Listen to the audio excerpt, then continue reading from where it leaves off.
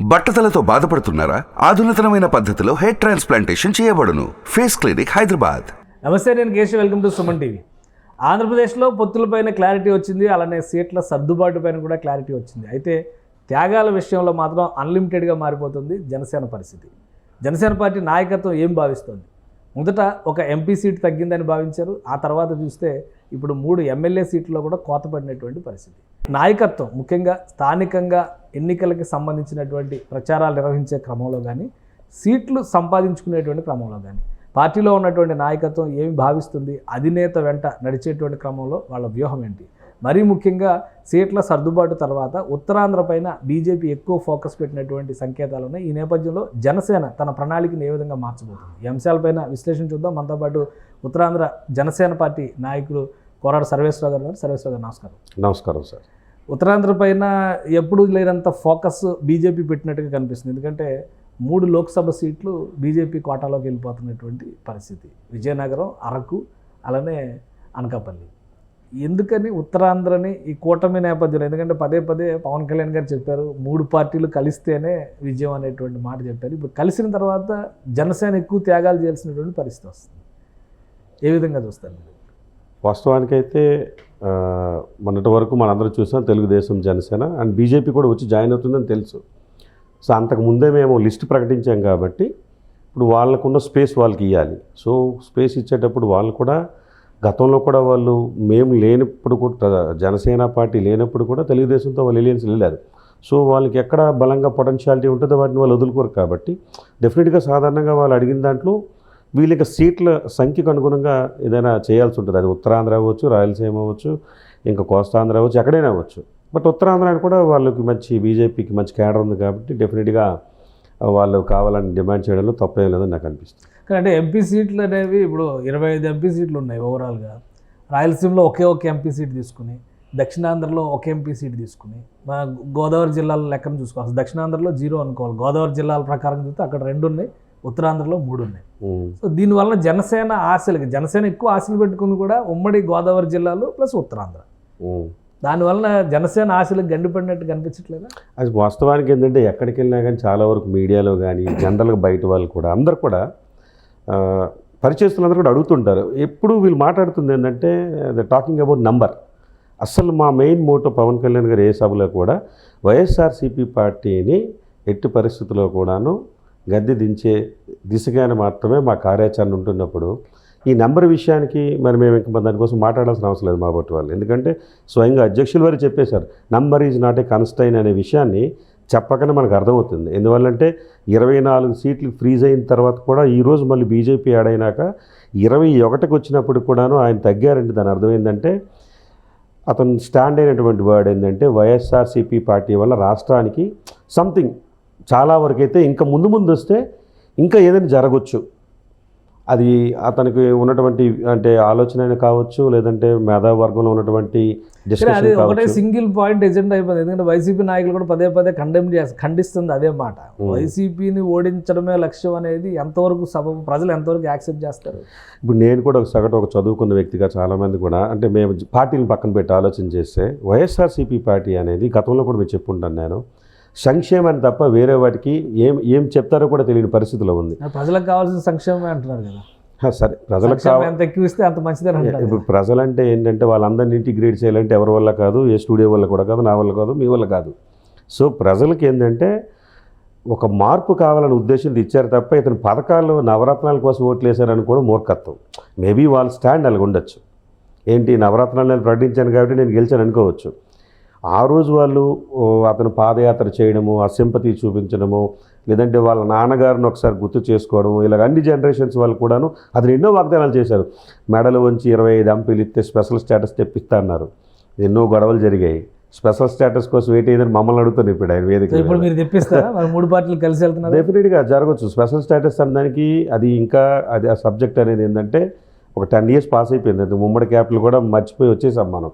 Maybe ఇప్పుడు BJP లాంటిది వచ్చినప్పుడు మళ్ళీ కన్విన్స్ చేయొచ్చు. ఏంటి ఒకసారి అధికారం వచ్చినాక జరగదు. ఏం చెప్తారు మీరు? ఇప్పుడు ప్రజలకి వైసీపీ నాయకులు విజయసాయి రెడ్డి గారు మీరు కలిసారు అనగానే ఫస్ట్ పాయింట్ అడిగిన క్వశ్చన్ ఏంటంటే 2014 కూటమికి 2024 కూటమికి తేడా ఏంటి? మీరు అప్పుడు ఇచ్చిన హామీలు ఫెయిల్ అయ్యారనేటువంటి అభిప్రాయంతో కదా 2019లో ఓడించారు. ఇప్పుడు ఏమి హామీలు ఇవ్వబోతున్నారు, లేదా అప్పుడు ఇచ్చిన హామీల పరిస్థితి ఏంటి అని క్వశ్చన్ చేస్తున్నారు. ఏం చెప్తారు? హామీలు అంటే ఇంకేం లేదు సార్. ఏ ప్రభుత్వంలోనే కానీ ప్రజలకి ఒక మంచి హెల్త్ ఇవ్వాలి, ఒక మంచి ప్రాపర్ ఎంప్లాయ్మెంట్ ఉండాలి. అక్కడ ఎడ్యుకేషన్ కంప్లీట్ అయిన వాడికి ఆ స్థానిక ప్రాంతాలు దాటకుండా కొంతమంది వరకైనా, కనీసం అందరూ స్కిల్డ్ ఉండరు. 90% అబోవ్ ఉన్న క్యాండిడేట్స్ వాళ్ళు లెస్ ఉంటారు. బట్ యావరేజ్, సెమీ యావరేజ్గా ఉన్న వాళ్ళకి కూడా ఎంప్లాయ్మెంట్ లోకల్గా క్రియేట్ అవ్వాలి. అది లేదు. రెండవది, ప్రజల ఆరోగ్యం చూస్తే లిక్కర్ వైద్యం చాలా అన్యాయం అండి. అలాగే భవన నిర్మాణ కార్మికులకు సంబంధించి, ఇసుక సంబంధించి ప్రాబ్లమ్స్ మీరు చూశారు. అసలు ఇసుక అనేది ఆ ప్రభుత్వంలోనే గోల్ చేశారు. ఈ ప్రభుత్వం వీళ్ళు చేస్తున్న పని ఏంటండి? తర్వాత పర్ క్యాపిటల్ ఇన్కమ్ అనేది ప్రజలది ఎన్ని సంవత్సరాల వరకు మీరు అలా డబ్బులు ఇస్తూ ఉంటే నా పర్ క్యాపిటల్ ఇన్కమ్ బాగుపడుతుంది, నా భవిష్యత్తు బాగుపడుతుంది, ఫ్యూచర్ అనేది. ఇవన్నీ కూడా ఒకసారి ఆలోచన చేయాలి. సో ఇవన్నీ ఉత్తరాంధ్ర ప్రజలు ఆలోచిస్తారంటారా? డెఫినెట్గా చేస్తారు. చేస్తారని నేను ఎందుకు చెప్తానంటే, సగటు ఇప్పుడు ఒక పథకం అనేది ఒకసారి ఒక రోజు ఇచ్చాడు అనుకోండి, కంటిన్యూగా అలా కూర్చుంటూ వాళ్ళ ఇంట్లో పిల్లలు చదువుకొని ఖాళీగా ఉంటే వీళ్ళు వయసు వచ్చే వరకు వీళ్ళు పథకాలతో బతుకుదామని ఉండమంటారా? అది కాదు కదా. సో ఎంప్లాయ్మెంట్ క్రియేషన్ కానీ, ఒక వస్తువులు కానీ, ఈ రోజు కూడా మీరు చూడండి సార్, సోషల్ మీడియాలో మీకు నేను మొబైల్ ఇస్తాను తర్వాత ఇది అయినాక చూడండి, ప్రతిరోజు పలానా ప్రాబ్లంతో ఫేస్ చేస్తున్నారు, దయచేసి ఇతనికి హెల్ప్ చేయండి అని చెప్పేసి మెసేజ్లు వస్తూనే ఉన్నాయి. ఒక చిన్న ఊండ్ అయినా కానీ, ఒక బస్సు దిగి పడిపోతున్నా కానీ, ఈ రోజుకి వైద్యానికి అంత ప్రియారిటీ లేకపోవడం ఏంటండి? అంతే కదా. గవర్నమెంట్ అంత చేసినప్పుడు ఎంటైర్ స్టేట్ చూడండి, ఆంధ్రప్రదేశ్లో సోషల్ మీడియాలో పలానా వ్యక్తికి గాయమైంది, పలానా వ్యక్తికి ప్రాబ్లం ఉంది, పలానా కిడ్నీతో ఇదవుతున్నారు, ప్లీజ్ డూ సమ్ హెల్ప్ అని చెప్పేసి హెల్పింగ్ హ్యాండ్ కోసం సోషల్ మీడియాలో మీకు వచ్చి ఉండొచ్చు మేబీ, నాకు తెలిసి మా ఆంధ్ర గ్రూపుల్లో కానీ ఎక్కడైనా ఉంటే. ఎందుకు వస్తున్నాయి సార్?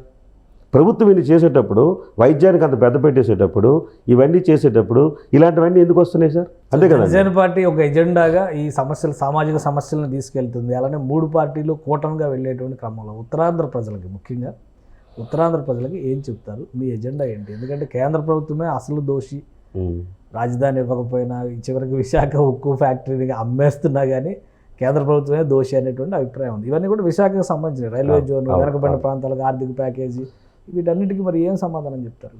ఇప్పుడు ప్రత్యేక హోదా అనేది దానికోసం అన్ని పార్టీలు ఫైట్ చేసి కాలయాపన చేసే కంటే దానికి ఒక ఎండింగ్ తీసుకురావాలని చెప్పి చంద్రబాబు నాయుడు గారు ఆ రోజు ఆ ప్యాకేజ్కి దానికి కట్టుబడి చెప్పేసి ఆయన తీసుకున్నారు. ఆ తీసుకునేదానికి మనకు పూర్తి స్థాయిలో ఎంత చెప్పారో అంత రాలేదు. రాకముందే ఎలక్షన్స్ వచ్చే దిగిపోయాం. సో ఇటువంటి డిస్టర్బెన్సెస్ మళ్ళీ వచ్చి రావడం వల్ల జగన్మోహన్ రెడ్డి గారు అప్పుడు వచ్చి నేనేం చేశారు, 25 ఎంపీలు వస్తే డెఫినెట్గా మెడల్ ఉంచుతానని చెప్పారు. ఈయన చేయించింది ఏం మెడల్ ఉంచారు చెప్పానండి సార్ మనం ఒకసారి. కానీ ఎంపీలు ఎప్పుడైనా పార్లమెంట్లో కనీసం మాట్లాడి షౌటింగ్ చేసి ఇది కావాలని నిజంగా, అంటే ఏదో క్వశ్చన్ అవర్లో 0 అవర్లో మాట్లాడాను జనాలు చూస్తారు కాబట్టి వాళ్ళు సోషల్ మీడియాలో చేసినటువంటి ఆ చిన్న సంభాషణ చూపించి టోల్ చేసుకోవడం కాకుండా ప్రజల పక్షాన్ని నిలబడి ఏ ఎంపీ అనేది ఎప్పుడైనా మాట్లాడారా? ఒకసారి చూడండి, గోరెంట్ల మాధవ్ గారు. ఇప్పుడు జనసేన పార్టీకి 2 ఎంపీ అభ్యర్థులు అంటున్నారు. సో జనసేన పార్టీ ఏ విధంగా పోరాటం చేస్తుంది? మా మోటో మెయిన్ ఒకటే, ఎన్ని క్వశ్చన్స్ కానీ మామూలు మనం అనుకున్నా, let YSRCP has to be, కుర్చీ నుంచి కిందకి దిగాలి సార్. అది దిగితే మీరు ఇప్పుడైతే ఏ ప్రాబ్లమ్స్ అయితే ఆంధ్రప్రదేశ్ ఫేస్ చేస్తుంది అనేది, మళ్ళీ ఇంకొకసారి జగన్మోహన్ రెడ్డి గారి భయం కూడా అదే, ఒకసారి ఆయన దిగిపోతే మళ్ళీ జీవితంలో ఆయన ఆ కుర్చీని అందుకోలేని భయం కూడా ఆయనకు ఉంది. బట్ ఈ పొత్తుల్లో ఆయన ఎన్ని సీట్లు తీసుకున్నా కానీ మా జనసేన కోసం పనిచేసినటువంటి ప్రతి ఇన్ఛార్జ్ కూడా ఒక డ్రీమ్ ఉంటుంది. ఏంటని, మా పార్లమెంట్ పరిధిలో కనీసం ఒకటైనా రాదనేది మా ప్యాషన్. కానీ అది వర్కౌట్ జరగాలంటే వాళ్ళకాడ గ్రౌండ్ లెవెల్ రిపోర్ట్స్ ఉంటాయి. మన పవన్ కళ్యాణ్ గారే తాడేపల్లిగూడెంలో చెప్పారు ఏమని, 1000 మందికి సుమారు భోజనం పెట్టలేని వ్యక్తులు కూడా మనకు పనిచేశారు, అంతమంది తక్కువ కాదు. ఒక ఎలక్షన్ చేయాలంటే ఆ క్యాపబిలిటీస్, ఆ పారామీటర్స్ ఏం కావాలో తెలుసని చెప్పారు. మేబీ నాకు అర్హత ఉందని మీరు అనొచ్చు, ఉన్నా కూడా రిమైనింగ్ పారామీటర్స్ ఉండొచ్చు. ఇప్పుడు మా పార్లమెంట్ పరిధిలో నాకు ఇవ్వకపోవడానికి పవన్ కళ్యాణ్ గారే కారణం కాకపోవచ్చు, అక్కడ ఉన్న టీడీపీ కూడా నాకు సపోర్ట్ చేస్తే నేను గెలుస్తాను. సో ఇలాంటివన్నీ కూడా 4 walls of roomలో డిస్కషన్స్కి వస్తాయి. ఆ బేసిస్ మీద ఆయన నిర్ణయం తీసుకున్నారు తప్ప ఆయన ఎక్కడ తగ్గిపోలేదు. కానీ అంటే ఇప్పుడు 20 సీట్లు 24 నుంచి 21కు వచ్చింది. ఈ నంబర్ చాలా తక్కువ అని అసంతృప్తి ఎక్కువ వినిపిస్తుంది. ఆల్రెడీ కాపు పెద్దలందరూ లెటర్లు రాశారు, 60 సీట్లు అడగాలి, 80 సీట్లు అడగాలి, అధికారంలో 2 ఏళ్ళు వాటా అడగాలి, ఇవన్నీ చెప్పారు. సరే, వాళ్ళ దారి వాళ్ళు సర్దుకొని వెళ్ళిపోయారండి. బట్ ఇప్పుడు ఉన్న వాళ్ళనైనా పవన్ కళ్యాణ్ గారు కన్విన్స్ చేయగలుగుతారా? ఇంకొకటి ఏంటంటే, ఆయన 100% స్ట్రైకింగ్, 98% స్ట్రైకింగ్ రేట్ అంటున్నారు. అన్ని సీట్లు గెలిచే కెపాసిటీ జనసేన పార్టీకి ఉందా? వెల్, మంచి క్వశ్చనే సార్. ఇప్పుడు నేను ఒకటి చెప్తాను సార్, మోటో ఏంటంటే ఆల్రెడీ పదే పదే చెప్పేవేంటి, వైఎస్ఆర్సీపీ పార్టీ అనేది రూలింగ్లోకి ఇంకోసారి రావద్దు, వస్తే ఆంధ్రప్రదేశ్ ఫ్యూచర్కి ఇన్ని అవరోధాలు ఉన్నాయి, ఒక పథకాలు అనేది పెట్టుకొని ఉండడం కాదు, దీని ద్వారా ఎవరికీ అన్యాయం లేదు, న్యాయం లేదు, ఇది కాదు, విడిపోయిన రాష్ట్రానికి కావాల్సినటువంటి విషయాలు ఇవి కాదని చెప్పారు. ఇప్పుడు పవన్ కళ్యాణ్ గారు 2014 మాదిరిగే మన జనసేన వాళ్ళందరం కూడాను తెలుగుదేశంలో మొత్తం అభ్యర్థులకు ఓట్లు వేయాలని అంటే అప్పుడు ఏం చెప్తాం మేము? అసలు పోటీ అంటే అభ్యర్థులు లేదు అంటే దాని మీద పోటీనే చేయనండి. ఆ నిర్ణయం కంటే ఈ నిర్ణయం తీసుకోవడం బెస్టే కదా. ఆయన గ్రౌండ్ లెవెల్ రిపోర్ట్స్ తీసుకొని ఎక్కడెక్కడ తెలుగుదేశం కోఆపరేట్ చేసి గెలిపించుకుంటుంది అనే విషయాలు కూడా చర్చించవచ్చు, మనకు తెలియపోవచ్చు. ఇది నా ఒపీనియన్. నేను ప్రత్యక్షంగా అప్పుడు 2014 లాగా చేస్తానంటే అప్పుడు వీళ్ళు మాట్లాడతారు అంటే వీళ్ళు లీడర్లు కారా, అంటే లీడర్ కంటే తక్కువ స్థాయా? ఒక లీడర్ 10 ఏళ్లలో అనుభవం వచ్చింది. పవన్ కళ్యాణ్ రాష్ట్ర స్థాయిలో సీఎం అవుతారు అనేటువంటి చర్చ జరిగిన తర్వాత పోటీ చేయకుండా వదిలేస్తారంటే ఓడిపోయినట్టు. ఎదుర్కోకుండా ఓడిపోయినట్టు. మేము మాట్లాడాల్సిన సమయం ఇప్పుడు కాదు సార్. పవన్ కళ్యాణ్ గారితో అయినా ఎక్కడైనా ఓపెన్గా కానీ మాకు ఒకటే చెప్పారు, వ్యూహం నాది, బలం మీద అన్నారు. ఇప్పుడు నాకు ఒక నియోజకవర్గంలో మీరు నేను చాలామంది ఉంటాం. ఒక పార్టీకి పనిచేసినప్పుడు ఒక్కడే ఎమ్మెల్యేగా ఉంటారు. బీఫామ్స్ 2-3 ముక్కలు చింపి ఇవ్వలేము. ఎంతమంది ఉన్నా ఒకరికే ఇవ్వాలి బీఫామ్, ఎంపీ అయినా ఎమ్మెల్యే అయినా. గెలిచినాక మిగతా వాళ్ళకి పొజిషన్స్ ఉండవా సార్? ఉన్న బలంగా ఎమ్మెల్యే అయిపోవాలంటే ఎలాగైపోతుంది? జనసేన పార్టీ నాయకత్వానికి అందరికీ కూడా ఒక క్లారిటీ ఉంది పవన్ కళ్యాణ్ గారి వ్యూహం పట్ల. క్లారిటీ లేకపోయినా మా ఓటు వాళ్ళకి కూడా మీ మీడియా ముందుకు వచ్చి చెప్తుంది ఏంటంటే, ఆవేశపడద్దు, మన పరిస్థితి కూడా మనం తెలుసుకోవాలి, తెలుసుకోకుండానే నెంబర్ కోసం మాట్లాడితే మూర్ఖత్వం అవుతుంది. అంతే కదా. ఒక పెద్ద నెంబర్ తీసుకొని మీరు అన్నట్టు స్ట్రైక్ రేట్ ఎందుకు వస్తే అది ఎంత అసహ్యంగా ఉంటుంది.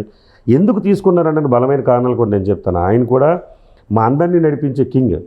ఆయన చాలామంది ఏమనుకుంటున్నారు, పిఎస్పీకి అంటే పవర్ స్టార్ పవన్ కళ్యాణ్ అనేది ఒక పక్క అయితే, నేను అనుకున్న పవర్ఫుల్ సైనికులు ఉన్న పార్టీ కింగ్ ఆయన. అలాగే చంద్రబాబు నాయుడు గారు అంటే అంత తక్కువ అంచనా వేయకూడదు. ఆయన ఒక చాణక్యుడు. C stands for, B stands for bill gates. నేను చెప్పింది కాదు అది. తెలుగు రాష్ట్రాల్లో ఆయన కొన్ని బిరుదు. N అంటే ఒక నందమూరి తారక రామారావు, ఒక విజన్. ఇవన్నీ ఫ్రేమ్ చేసి చూడండి ఒకసారిగా. అంటే ఈ కాంబినేషన్ ఇంపాక్ట్ అయితే జగన్మోహన్ రెడ్డి అనే వ్యక్తిని దించడం పెద్ద మ్యాటర్ కాదు. అలాగే బీజేపీ సెంటర్లో ఈసారి తప్పకుండా 400 సీట్ల టార్గెట్ వచ్చినప్పుడు వాళ్ళు సాధారణంగా కోరుకుంటారు. సో అంత సుదీర్ఘ అనుభవం మీరు చూసినట్లయితే బీజేపీలో ముగ్గురు. సో ఈ యాంగిల్స్ అన్నింటినీ జన సైనికులందరూ కన్విన్స్ అవుతారంటారు ఈ ఎలక్షన్స్కి. అవ్వకపోయినా అయినట్టు చేయిస్తాం. కావాలంటే ఎందువల్లంటే మీరు ఈ 4 రోజులు కామ్గా ఉంటే వస్తున్నటువంటి 400 రోజులు బాగా హాయిగా ఉంటాం. ఈ 4 రోజులు కానీ మీరు కాముగా లేకపోతే జరిగే నష్టం అనేది మీకే కాదు, మీతో పాటు ట్రావెల్ చేస్తున్న చాలామందికి జరుగుతుంది. రెండవది, తెలుగుదేశం వైపు నుంచి కూడాను మా జనసేన పోటీ చేస్తున్న వాళ్ళకి మేమెంత కోఆపరేట్ చేస్తాం వాళ్ళు చేయాలి, చేసి తీరాలి. లేదంటే మరొక 5 ఏళ్ళు మీరు అంధకారంలోకి వెళ్ళడం కాకుండా చాలామందిని అంధకారంలో నెట్టేస్తారు. మాట్లాడడానికి వాయిస్ కూడా ఉండదు. ఎందుకంటే ఈరోజు జరుగుతున్న పరిణామాలు తెలుసు కాబట్టి మనకి.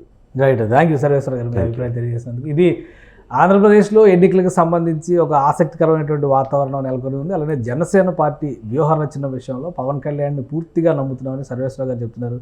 నంబర్ కంటే కూడా ఆయన చెప్పినటువంటి స్ట్రైకింగ్ రేటు సాధించడానికే తాము ప్రస్తుతానికి సైలెంట్గా ఉన్నాం, ఎలక్షన్స్లో ఫలితాలు సాధించే వరకు జన సైనికులు విస్మరించాలనేటువంటి మాట చెప్తున్నారు. ఇది స్పెషల్ డిస్కషన్. Keep watching.